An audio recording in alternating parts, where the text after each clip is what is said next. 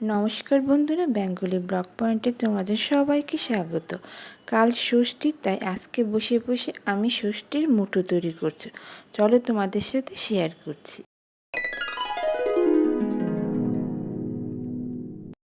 আমি এক টুকরো হলুদ নিয়ে ভালো করে থেতলে নিচ্ছি, যাতে এর থেকে আমি বেশ কিছুটা রস বের করতে পারি।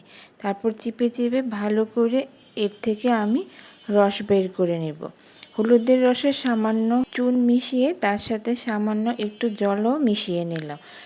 আমি আগে থেকেই 7 পাক সুতা হাতে বেঁধে নিয়েছিলাম, সেই সুতাটা এই হলুদের রঙে চুবিয়ে নিচ্ছি।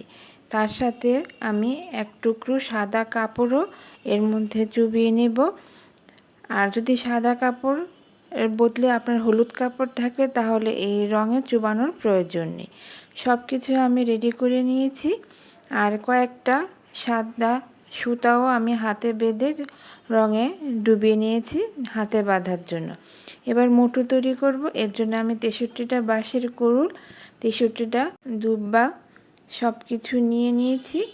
আর সেই যে সাদা কাপড়টা রং করেছি এর মধ্যে 63টা ধান নিলাম। আর ধানগুলির সাথে নেব আস্ত একটা সুপুরি। সব কিছু আমি এই কাপড়টার মধ্যে নিয়ে একটু বেঁধে নেব। কোনো সুতা দিয়ে বাঁধার দরকার নেই, জাস্ট একটু মুড়ে নিলেই হবে। তারপর আমি এই বাঁশের কুড়ুলের সাথে এটা নিয়ে নিব। আর তার সাথে দেব একটা পানটা বটুটা নিচের দিকে দিয়ে সাদা অংশটা ভেতরের দিকে দিয়ে এটা দিয়ে কভার করে নেব। আর একটু সাজানোর জন্য সাথে আমি ফুল আর একটা ধানের ছড়া নিয়েছি।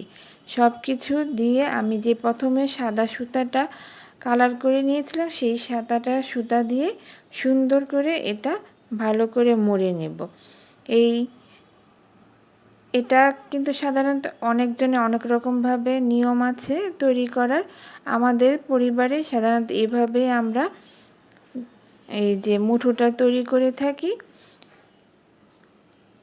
তো সুন্দর করে এই সুতাটা দিয়ে ভালো করে পেঁচিয়ে নেব। আর খেয়াল রাখতে হবে যেন ফুল বা এই পান পাতাটা ছিঁড়ে না যায়।